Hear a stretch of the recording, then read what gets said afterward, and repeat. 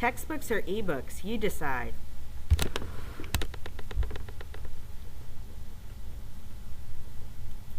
Is this you every semester paying a portion for your books? Is this you selling the books back for a fraction of what you paid for them? Each student spends an average of $800 per semester on textbooks. So what about ebooks? Ebooks usually cost 50% less than textbooks. And they're greener too. And they also don't decrease in value. Rental programs are another option. Students can rent textbooks for a third of the cost of a new textbook. Our favorite rental site is chegg.com.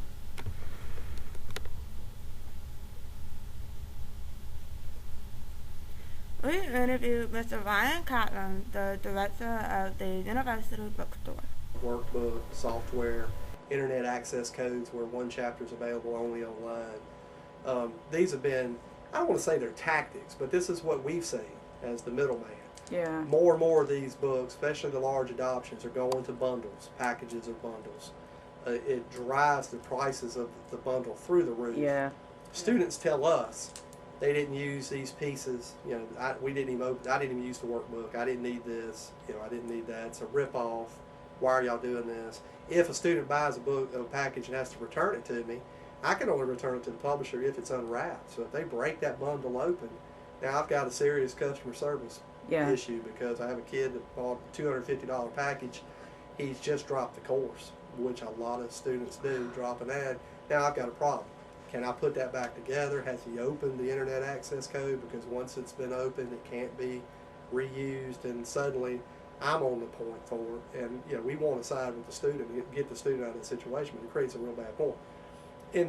In response to probably the last 5 or 6 years of this type of these things going on, the federal government has introduced a law called the Higher Education Opportunity Act, and it goes far beyond bookstores.